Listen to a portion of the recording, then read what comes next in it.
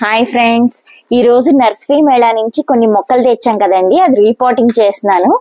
ఇదిగోండి, ఇది చిన్న మొక్కలకి చిన్న పాట్ సరిపోతుందని దీంట్లో ఇదివరకు కూడా అలాగే పెట్టాను.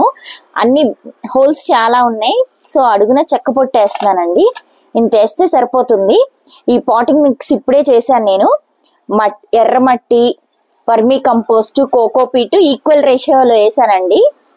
అండ్ దీంట్లో bone meal, Epsom salt, seaweed granules, ఇంకా నీమ్ కేక్ వేసాను. దాని కొంచెం గ్రోత్ బాగుండాలని. ఇది వేస్తే కనుక మళ్ళీ 1 month వరకు వేయవసరం లేదు. అవే ఇది మొత్తం కలిపేసాం మేము. కలిపేసి కొంత మట్టేసి ఆ మొక్కల్ని పెడతానండి. ఇట్లా పెట్టేశాక ఇదిగోండి, ఇప్పుడు ఈ మొక్క పెడుతున్నాను నేను. గ్రోత్ బాగుంది వాళ్ళది.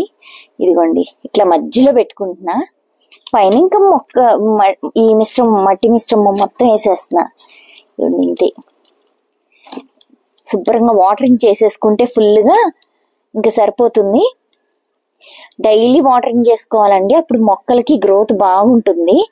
మనం ఫ్రెష్గా కొత్త మట్టి వేస్తే కనుక గ్రోత్ చాలా బాగుంటుంది. ఇదిగోండి, అన్ని మొక్కల్ని ఇప్పుడు రీపాటింగ్ చేసేస్తాను నేను.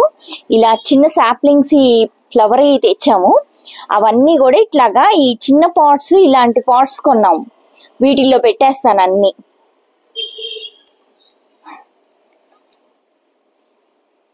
ఇలా తెచ్చిన సాప్లింగ్స్ అన్నిటినీ రీపాటింగ్ చేసేసామండి.